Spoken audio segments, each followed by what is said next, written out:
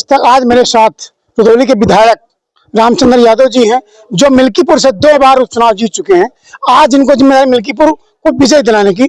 यहाँ की जनता सर क्या करे, क्या लग रहा है? देखिए, यहाँ का जो आम जनमानस है, क्योंकि अभी लोकसभा के चुनाव में भारतीय जनता पार्टी की इस सीट पर जीत नहीं हो पाई थी, जिसके नाते मिल्कीपुर के आम जनमानस में एक भाव है कि हम अयोध्या का बदला हम मिल्कीपुर से लें और मिल्कीपुर की सीट भारतीय जनता पार्टी को जिता करके एक जो बदनामी हुई है उसको खत्म करें। इस भाव से पूरे विधानसभा क्षेत्र में यहाँ की गरीब जनता, यहाँ के आम जनमानस के लोग निकल करके भारतीय जनता पार्टी के समर्थन में काम कर रहे हैं। भारतीय जनता पार्टी के उम्मीदवार को जिताने के लिए सब लोग लगे हुए हैं। सर, जैसे कि अखिलेश यादव का काम लगातार बोलता हूँ, मैं तहसील से आपके पीछे पीछे फॉलो कर, यहाँ मतलब मार्ग जो सड़क गांव को जोड़ रहा है बिल्कुल ऊबड़ खाबड़ बनी, इस पर क्या कहेंगे?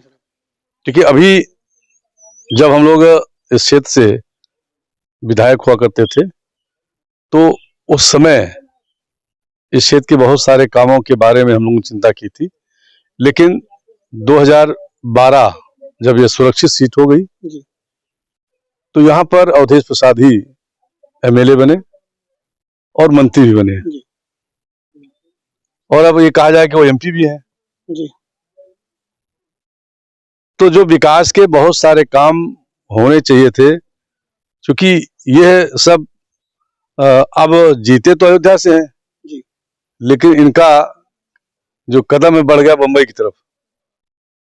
तो ये जो कर रहे होंगे बंबई या बाहर कर रहे होंगे, अब इस क्षेत्र में हम लोग करेंगे, जो देख रहे हैं इसको हम लोग पूरा करेंगे और जो काम नहीं हुआ उसको भी हम लोग लग के पूरा कराएंगे। हमने सर यहाँ कुछ मिल्कीपुर जनता से बात की तो वहाँ यहाँ की जनता, किसान जो है वो जानवर जो स्थिति उससे परेशान, उसके लिए अब सरकार क्या करेगी? देखिए, यहाँ की जनता की जो परेशानी छुट्टा जानवरों से है, उसको दूर करने के लिए सरकार ने अनेकों अनेक उपाय किए हैं। अब ये जरूर है कि उसका तात्कालिक फायदा नहीं मिला, लेकिन उसको आने वाले दिनों में उसका फायदा मिलने जा रहा है। अभी 2 बड़ी गौशालाएं यहाँ पर बन रही हैं। अभी जो सरकार ने गो संरक्षण के तहत हर गोपालक को, अगर जो गौशालाओं से जो जानवर ले जाएंगे उनको एक पर 50 रुपया चार्ज देना है, तो 200 रुपये प्रति गोपालक को देने की योजना शुरू की है। मुझे लगता है कि आने वाले दिनों में अगर हम सब जनता जनार्दन, हम सभी लोग, किसान सभी लोग इसको समझ करके निर्णय लेंगे तो ये समस्या समाप्त हो जाएगी। उपचुनाव सर यहाँ सब लगातार 2 बार जीते, इस बार आपको जिम्मेदारी मिली मिल्कीपुर विधानसभा जिताने की, क्या रणनीति है जिसके तहत यहाँ फतेह करेंगे सर? देखिए, अभी उत्तर प्रदेश में 9 सीटों पर चुनाव हुआ, जिसमें 7 सीटों पर भारतीय जनता पार्टी चुनाव जीती है।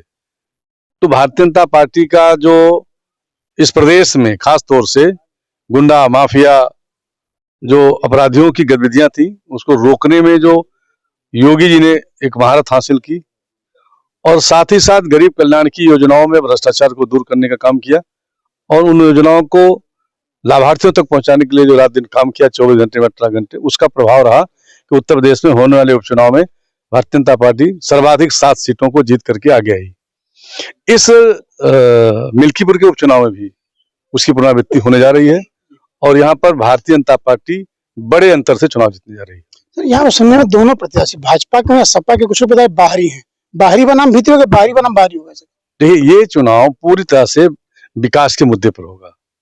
ये चुनाव विकास के मुद्दे पर होगा। अभी उत्तर प्रदेश के मुख्यमंत्री जी जब इस उपचुनाव के पहले आए तो बहुत बड़े बड़े कामों की स्वीकृति उन्होंने दी है और वो सारे काम शुरू हो गए हैं। आने वाले दिनों में भी इस क्षेत्र के विकास को जो प्राथमिकता मिलने जा रही है, उसके नाते यहाँ के लोग विकास के मुद्दे पर वोट देने जा रहे हैं। यहाँ पर कोई आरोप लगाए भारतीय जनता पार्टी के ऊपर कोई असर नहीं पड़ता और भारतीय जनता पार्टी का जो सबका साथ, सबका विकास, सबका विश्वास का नारा है, उसी कदम पर चल करके भारतीय जनता पार्टी यहाँ पर प्रचंड बहुमत से जीतने जा रही है। आप निश्चित जो साथ रहे से निश्चित चुनाव भी जीता है, विधायक बनाया आपको। यहाँ पर जो निश्चित कर्मभूमि जन्मभूमि दोनों है सर यहाँ, लेकिन सपा सरकार जब तक रही उनको मंत्री नहीं बनाया, इसके पीछे किसका हाथ हो सकता है? या फिर समाजवादी पार्टी का जो परिवार है, अपने परिवार के अलावा बाकी यादव पर उठना नहीं दिया, क्या रीजन? अयोध्या की राजनीति में मित्रसेन जी बड़े नेता थे और उनको हजम नहीं कर पाया अवधेश प्रसाद, अवधेश प्रसाद हमेशा वो मंत्री ना बनने पाओ इसके पीछे लगे रहते थे। और माननीय मिनिस्टर जी कई बार हमसे इस बात को कह चुके हैं कि इस जिले का सबसे ज्यादा नुकसान करने वाला कोई व्यक्ति है तो अवधेश प्रसाद है, और ये गरीबों का हित नहीं होने देगा। ये उनका स्वयं का कथन था जो मैंने स्वयं उनके साथ रह के सुना था। आज वो देखने भी मिल रहा है।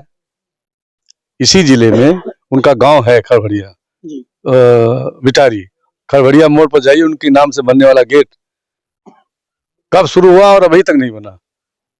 अवधेश प्रसाद बताएं कि उनका वो नाम लेते तो हैं, उनके नाम से वोट चाहते हैं, उनके चाहने वालों को चाहते हैं कि हमारे साथ रहें, लेकिन उनके नाम से बनने वाले एक छोटे से काम को भी नहीं पूरा कर पाए।